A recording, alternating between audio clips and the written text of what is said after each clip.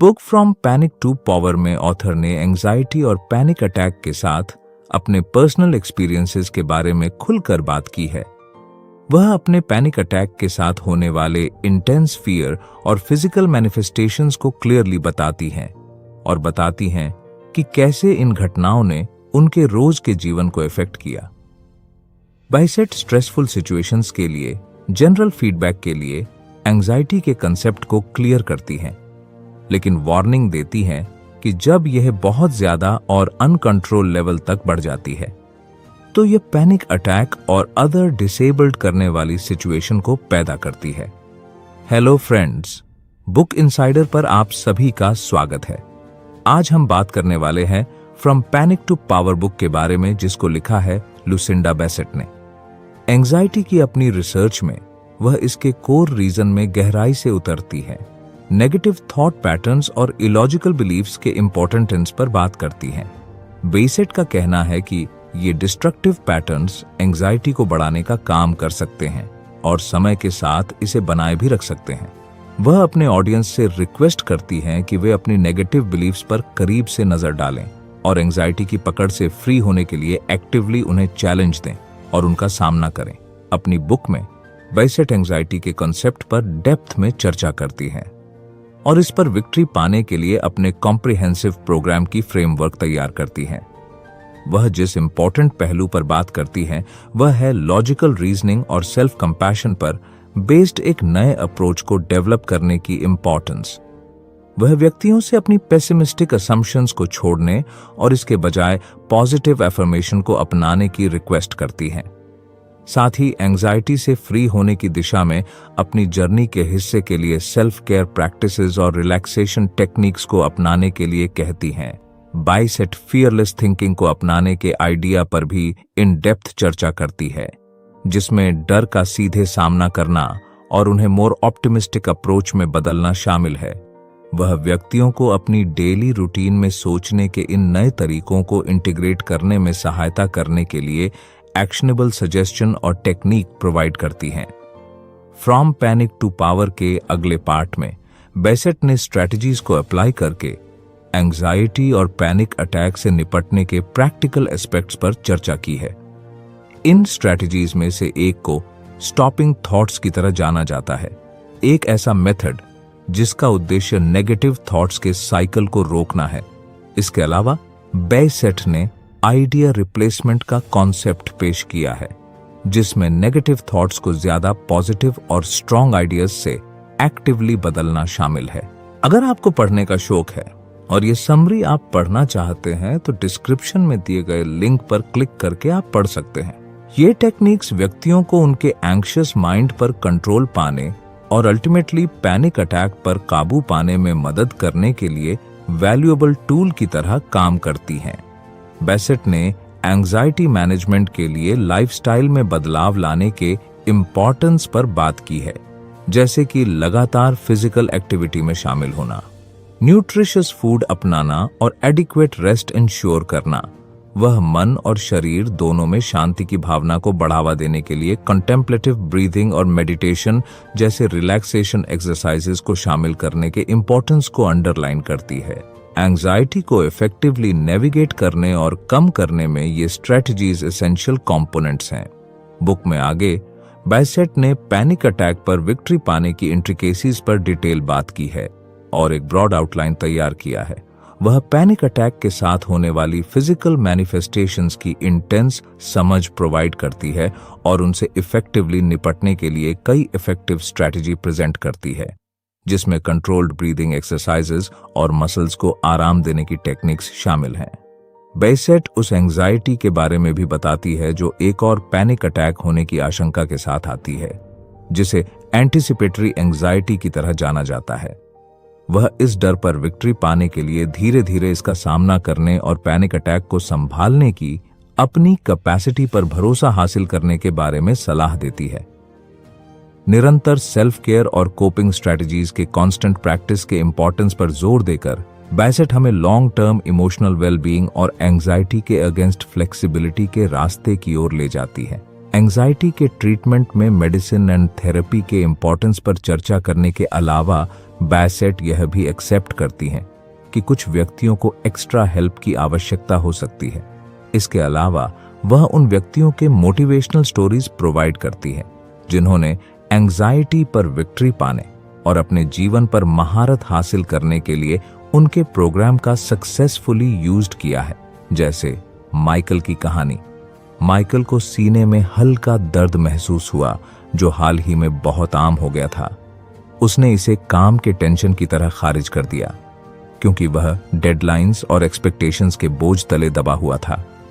लगातार बेचैनी को अनदेखा करते हुए उसने खुद को सुबह की रूटीन में झोंक दिया।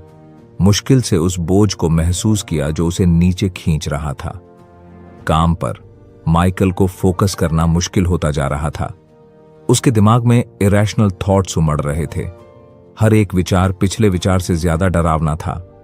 वह इस भावना से छुटकारा नहीं पा सका कि कुछ भयानक उस पर मंडरा रहा है। बढ़ती घबराहट को शांत करने के अपने बेस्ट एफर्ट्स के बावजूद कुछ नहीं हुआ। दिन हफ्ते में बदल गए और माइकल की एंजाइटी और भी बढ़ गई। वह चिड़चिड़ा और अलग थलग हो गया, कॉलीग्स पर झपटने लगा और खुद को दोस्तों से अलग थलग कर लिया। वह समझ नहीं पा रहा था कि वह ऐसा क्यों महसूस कर रहा था, क्यों हर पल उसे ऐसा लग रहा था जैसे वह खाई के किनारे पर डगमगा रहा हो। एक शाम, एक और रात की नींद हराम करने के बाद माइकल ने फैसला किया कि वह इस तरह से नहीं रह सकता। उसने अपने डॉक्टर से मिलने का समय तय किया। उसे यकीन था कि उसकी परेशानी की वजह कोई अंडरलाइंग मेडिकल कंडीशन होगी। जब वह वेटिंग रूम में बैठा था तो उसका दिल उसकी छाती में धड़क रहा था। हर धड़कन उस डर की आवाज कर रही थी जिसने उसे जकड़ रखा था। जब वह आखिरकार डॉक्टर के पास गया तो माइकल ने अपनी एंजाइटी बताई, एक एक करके अपने सिम्टम्स बताए। डॉक्टर ने ध्यान से सुना। माइकल ने अपने संघर्षों के बारे में बताते हुए सिर हिलाया। जब उसने बात खत्म की तो डॉक्टर के चेहरे पर नरमी आई और उसने धीरे से समझाया कि माइकल जो एक्सपीरियंस कर रहा था वह एंजाइटी जैसा लग रहा था। माइकल ने अपने ऊपर अविश्वास की लहर महसूस की। एंजाइटी, लेकिन वह एक मजबूत, सक्षम व्यक्ति था, ऐसी कमजोरियों से फ्री था। वह एंजाइटी जैसी मामूली बीमारी से पीड़ित नहीं हो सकता था। फिर भी जब डॉक्टर ने सिम्टम्स और ट्रीटमेंट समझाए तो माइकल इन सभी से फेमिलियर होने से इनकार नहीं कर सका। दौड़ते हुए विचार, फिजिकल सिम्टम्स, डर की भारी भावना, ये सब फिट बैठते हैं। डॉक्टर के दफ्तर से निकलते हुए माइकल को लगा जैसे उसके कंधों से एक बोझ उतर गया हो, लेकिन उसकी जगह एक नया बोझ आ गया हो। उसने इसे पहले कभी नहीं देखा था। उसने अपने डर को खुद पर हावी होने दिया, बिना यह जाने कि असल में क्या हो रहा था। जब वह घर की ओर चला, उसे यह बात खाई जा रही थी। उसे अपनी स्ट्रेंथ एंड फ्लेक्सिबिलिटी पर गर्व था, लेकिन बाद में उसे एहसास हुआ कि वह अंदर से टूट रहा था। उसने जिस कंट्रोल का मुखौटा सावधानी से बनाया था वह खंडहर में तब्दील हो गया, जिससे वह एक्सपोज्ड एंड अनसेफ हो गया। अगले हफ्तों में माइकल ने खुद को थेरेपी में झोंक दिया। अपने राक्षसों का सामना करने के लिए रेडी था। यह एक डिफिकल्ट प्रोसेस थी जिसने उसे उन गहरे डर और इनसिक्योरिटीज का सामना करने के लिए मजबूर किया जो उसे इतने लंबे समय से परेशान कर रही थीं। फिर भी ईच सेशन के साथ उसे अपने भीतर जीवन की होप की एक किरण महसूस हुई, एक उम्मीद कि शायद, बस शायद, वह इससे उबर सके। धीरे धीरे लेकिन डेफिनेटली माइकल ने अपने जीवन को फिर से पाना शुरू कर दिया। उसने अपने दोस्तों और परिवार के लोगों से कांटेक्ट किया, जिससे उन्हें अपनी उस कमजोरी का पता चला जिसे उसने लंबे समय से छिपा रखा था। अगर आपको ये वीडियो अच्छी लग रही है तो बुक इनसाइडर चैनल को सब्सक्राइब करना न भूले, और अगर आप हमें सपोर्ट करना चाहते हैं तो आप हमारी मेंबरशिप खरीद सकते हैं या हमें डोनेट भी कर सकते हैं। उसने अपनी एंजाइटी के सिग्नल्स को पहचानना सीखा, और जब यह उसे ओवरवेल्म्ड करने की धमकी देती थी तो उसे संभालने के लिए कोपिंग मैकेनिज्म्स डेवलप किया। यह आसान नहीं था और रास्ते में कई रुकावटें भी आईं। ऐसे दिन भी आए जब एंजाइटी घुटन भरी लगती थी, जब उसे डाउट होता था कि क्या वह कभी असल में इसकी पकड़ से फ्री हो पाएगा। लेकिन हर छोटी जीत के साथ उसने स्ट्रेंथ एंड फ्लेक्सिबिलिटी हासिल की। जब तक कि एक दिन उसे एहसास नहीं हुआ कि डाउट की छाया जो कभी उसे सताती थी अब फीकी पड़ने लगी है। अब जब माइकल अपनी जर्नी पर पीछे मुड़कर देखता है तो वह इसे कमजोरी की तरह नहीं बल्कि अपनी ताकत की तरह देखता है। वह जानता है कि वह हमेशा एंजाइटी के साथ अपनी लड़ाई के निशान साथ लेकर चलेगा, लेकिन वह यह भी जानता है कि वे इस बात की याद दिलाते हैं कि वह कितनी दूर आ गया है, और इसलिए अपने सिर को ऊंचा करके और अपने दिल में उम्मीद भरकर माइकल हर दिन एक नए उद्देश्य के साथ सामना करता है। वह जानता है कि आगे की राह चुनौतियों से भरी हो सकती है, लेकिन वह यह भी जानता है कि वह अब अकेला नहीं है। इस नॉलेज के साथ कि वह अपनी इमेजिनेशन से कहीं ज्यादा पावरफुल है, वह फ्यूचर की ओर साहसपूर्वक कदम बढ़ाता है और अपने रास्ते में आने वाली हर चीज को एक्सेप्ट करने के लिए तैयार रहता है। फ्रॉम पैनिक टू पावर के फाइनल चैप्टर्स में बेसेट पर्सनल डेवलपमेंट को बनाए रखने और एंजाइटी से रहित जीवन जीने के बारे में करती है। वह कंटिन्यूअस सेल्फ न्यूट्रिशन के इंपॉर्टेंस और प्रोग्राम के दौरान गए कोपिंग मैकेनिज्म्स को लगातार अप्लाई करने की आवश्यकता को बताती हैं। कोपिंग स्ट्रैटेजीज में कई चीजें आती हैं, जैसे अपनी एक्सपेक्टेशंस कम करें, दूसरों से मदद या सहायता मांगें, सिचुएशन की जिम्मेदारी लें, प्रॉब्लम सॉल्यूशन में लगे रहो, इमोशनली सपोर्टिव रिलेशनशिप बनाए रखें, इमोशनली रिस्ट्रेन्ड रहें या एज एन ऑल्टरनेटिव परेशान करने वाली भावनाओं को एक्सप्रेस करें, पहले से चली आ रही उन बिलीव्स को चुनौती दें जो अब फ्रेंडली नहीं है, टेंशन के सोर्स को सीधे बदलने की कोशिश करें, टेंशन के सोर्स से खुद को दूर रखें, प्रॉब्लम को रिलीजियस व्यू पॉइंट से देखें, identify your stressors. Effective coping strategies को अप्लाई करने में पहला कदम आपके जीवन में टेंशन के सोर्सेज की पहचान करना है, चाहे वह काम से कनेक्टेड दबाव हो, रिश्तों में टकराव हो या फाइनेंशियल चिंताएं।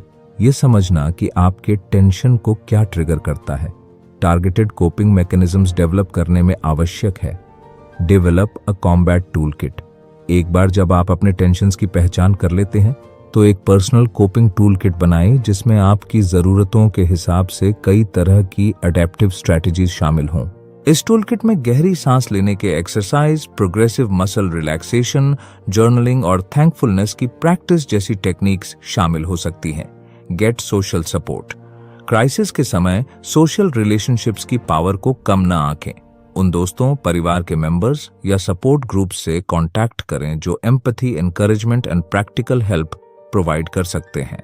अपनी इमोशंस और एक्सपीरियंसेस को दूसरों के साथ शेयर करना टेंशन के इफेक्ट को कम करते हुए रिकॉग्निशन और अपनेपन की भावना प्रोवाइड कर सकता है। Practice mindfulness and relaxation. Emotional wellbeing को बढ़ावा देने और टेंशन के लेवल को कम करने के लिए माइंडफुलनेस और रिलैक्सेशन टेक्निक्स को अपनी रूटीन में शामिल करें। मेडिटेशन, योगा एंड टाई ची जैसे माइंडफुलनेस प्रैक्टिस प्रेजेंट मोमेंट की अवेयरनेस को डेवलप करने और अराजकता के बीच इनर पीस की भावना पैदा करने में मदद कर सकते हैं। Engage in physical activity. Regular exercise न केवल फिजिकल हेल्थ के लिए फायदेमंद है बल्कि टेंशन को मैनेज करने और मूड को बेहतर बनाने में भी इम्पोर्टेंट भूमिका निभाता है। चाहे वह तेज चलना हो, जिम जाना हो या कोई ऐसा गेम खेलना हो जिसका आप आनंद लेते हो। टेंशन को दूर करने और होलिस्टिक हेल्थ को बेहतर बनाने के लिए अपने रूटीन में फिजिकल एक्टिविटी को शामिल करने के तरीके खोजें। Set realistic goals. भारी कामों या चैलेंजेस को छोटे मैनेजेबल गोल्स में डिवाइडेड करें और एक बार में एक कदम उठाने पर फोकस करें। रियलिस्टिक गोल्स सेट करना और रास्ते में छोटी छोटी जीत का जश्न मनाना अचीवमेंट और इंस्पिरेशन की भावना पैदा कर सकता है, जो एडवर्स सर्कमस्टेंसेस का सामना करने में आपकी लचीलापन को बढ़ाता है। Practice self compassion. खुद के लिए काइंड रहें, खासकर हार्ड टाइम के दौरान। सेल्फ क्रिटिसिज्म या डिसीजन लेने के बजाय खुद के साथ उसी गर्मजोशी और समझ के साथ बिहेवियर करके सेल्फ कंपैशन की प्रैक्टिस करें जो आप किसी जरूरतमंद दोस्त के साथ करते हैं। अपनी ताकत और बाउंड्रीज को पहचानें और इनकम्प्लीटनेस को ह्यूमन एक्सपीरियंस के नेचुरल हिस्से के रूप में एक्सेप्ट करें। Seek professional help if needed. अगर टेंशन या इमोशनल डिस्ट्रेस बहुत ज्यादा हो जाता है और आपके डेली रूटीन में बाधा डालता है, तो किसी थेरेपिस्ट या काउंसलर से प्रोफेशनल मदद लेने में संकोच न करें। थेरेपी अंडरलाइंग इश्यूज का पता लगाने, मुकाबला करने के स्किल सीखने और एडवर्स सर्कमस्टांसेस का सामना करने के लिए रेजिलियंस डेवलप करने के लिए एक सपोर्टिव एनवायरनमेंट प्रोवाइड कर सकती है। मेंटेन हेल्थी हैबिट्स, नींद, न्यूट्रिशन एंड रेस्ट को प्रायोरिटी देकर अपने फिजिकल एंड मेंटल हेल्थ का ख्याल रखें। अनहेल्थी कोपिंग मेथड्स से बचें, जैसे कि एक्सेसिव अल्कोहल का इंटेक या नारकोटिक्स का इंटेक, जो टेंशन और इमोशनल उथल पुथल को और बढ़ा सकता है। डेवलप ग्रैटिट्यूड, चुनौतियों के बीच भी अपने जीवन के पॉजिटिव पहलुओं पर फोकस करके थैंकफुलनेस का रवैया डेवलप करें। एक ग्रैटिट्यूड जर्नल रखें जहां आप रेगुलरली उन चीजों पर विचार कर सकते हैं जिनके लिए आप थैंकफुल हैं, चाहे वे कितनी भी छोटी क्यों ना हो। अपने अप्रोच को जो कमी है उससे बदलकर जो मौजूद है उस पर फोकस करने से रेजिलियंस बढ़ सकता है और साइकोलॉजिकल वेलबींग को बढ़ावा मिल सकता है। मुंबई की हलचल के बीच अर्जुन नाम का एक आदमी रहता था। शहर की सड़कों की भीड़ भाड़ के बीच अर्जुन खुद को एंग्जाइटी के भंवर में फंसा हुआ पाता था, जो उसे पूरी तरह से निगलने की धमकी देता था। हर दिन उसे अपने मन के खिलाफ लड़ाई की तरह लगता था, अपने भीतर चल रहे तूफान के बीच शांति पाने की जद्दोजहद। अर्जुन हमेशा से एक सेंसिटिव आदमी रहा था, लेकिन हाल के सालों में उसकी एंग्जाइटी और भी तेज हो गई थी, जैसे मानसून की बारिश जो रुकने का नाम नहीं ले रही थी। इसने उसके जीवन के हर पहलू को रंग दिया, उसके काम से लेकर उसके रिश्तों तक, जिससे वह अकेला और ओवरवेल्म्ड महसूस कर रहा था। एक शाम जब शहर उसके चारों ओर हलचल कर रहा था, अर्जुन ने खुद को अपने छोटे से अपार्टमेंट की बालकनी पर खड़ा पाया। नीचे रोशनी के समुद्र को घूर रहा था। उसकी एंग्जाइटी का भार उस पर शीशे के आसमान की तरह दबा हुआ था, जो उसे अपनी अथक पकड़ से घुटन दे रहा था।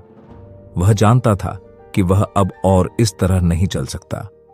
डिटर्मिनेशन के साथ अर्जुन ने अपना फोन उठाया और मदद की तलाश शुरू कर दी। उन्होंने एंग्जाइटी से निपटने की स्ट्रैटेजीज के लिए मीरा से बात की। एक स्नेही और काइंड महिला ने धैर्यपूर्वक अर्जुन की बात सुनी। जब उसने अपने डर और एंग्जाइटीज को शो किया, उन्होंने उसे आश्वस्त किया कि वह अकेला नहीं है और अपनी एंग्जाइटी को मैनेज करने और अपने भीतर शांति पाने के तरीके हैं। मीरा के गाइडेंस में अर्जुन ने ट्रीटमेंट की ओर अपनी जर्नी शुरू की। उसने अपनी एंग्जाइटी को बढ़ाने वाले ट्रिगर्स को पहचानना और अपने डर को बढ़ाने वाले नेगेटिव थॉट्स को चुनौती देना सीखा। माइंडफुलनेस एक्सरसाइजेज और गहरी सांस लेने की टेक्निक्स से उसने अपने मन की अराजकता के बीच शांति की भावना पैदा करना शुरू कर दिया। अर्जुन ने जो पहली कोपिंग स्ट्रैटेजीज सीखी वह थी गहरी सांस लेने की पावर। जब भी उसे लगता कि उसके भीतर एंग्जाइटी का तूफान उठ रहा है, तो वह अपनी आंखें बंद कर लेता और अपनी सांस पर फोकस करता। अपनी नाक से गहरी सांस लेता और अपने मुंह से धीरे धीरे सांस छोड़ता। हर सांस के साथ उसे राहत की भावना महसूस होती थी, जैसे चिलचिलाती गर्मी के दिन के बीच में एक हल्की हवा बह रही हो। अर्जुन ने माइंडफुलनेस मेडिटेशन के ट्रीटमेंट पावर की भी खोज की। चुपचाप बैठकर वह बिना किसी डिसीजन के अपने आइडियाज और इमोशंस का इंस्पेक्शन करता था। उन्हें तालाब की सतह पर लहरों की तरह आने और जाने देता था। माइंडफुलनेस से उसने जीवन की अराजकता के बीच भी इनर पीस एंड एक्सेप्टेंस की भावना डेवलप करना सीखा। लेकिन शायद सबसे ट्रांसफॉर्मेटिव कोपिंग स्ट्रैटेजीज जो अर्जुन ने खोजी वह थी कनेक्शन स्ट्रेंथ। खुद को वापस लेने के बजाय वह सपोर्ट के लिए दोस्तों और परिवार के पास पहुंचा। उसने अपने संघर्षों के बारे में खुलकर बात की, खुद को उन तरीकों से कमजोर होने दिया जिनके बारे में उसने कभी सोचा भी नहीं था, और बदले में उसे प्यार और समझ का एक ऐसा नेटवर्क मिला जिसने उसे तब ऊपर उठाया जब उसे लगा कि वह डूब रहा है। जैसे जैसे अर्जुन ने इन कोपिंग स्ट्रैटेजीज की प्रैक्टिस करना जारी रखा, उसने अपने भीतर धीरे धीरे बदलाव देखा। एंग्जाइटी का तूफान जो कभी बेकाबू हो जाता था, कम होने लगा। उसकी जगह शांति और क्लैरिटी की नई भावना ने ले ली। उसने महसूस किया कि वह जितना उसने कभी सोचा था उससे कहीं ज्यादा मजबूत था। जीवन में आने वाले किसी भी तूफान का सामना करने में सक्षम था। एक गर्म दोपहर जब अर्जुन मुंबई की हलचल भरी सड़कों से गुजर रहा था तो उसे लगा कि एक हल्की मानसून की बारिश की तरह शांति की भावना उसके ऊपर बह रही है। शहर की आवाजें बैकग्राउंड में फीकी पड़ गईं, क्योंकि वह अपने कदमों की लय पर फोकस कर रहा था, प्रेजेंट मोमेंट में स्थिर था। जब उसने अपने ऊपर साफ नीले आसमान को देखा तो अर्जुन मुस्कुराया, यह जानते हुए कि आगे चाहे कितनी भी चुनौतियां क्यों न हो, वह हमेशा जीवन के तूफानों से निकलने का रास्ता खोज लेगा। और हालांकि शांति की ओर जर्नी जारी रहेगी, वह जानता था कि वह अकेला नहीं था। वहां ऐसे अदर लोग भी थे जो उसके संघर्षों को समझते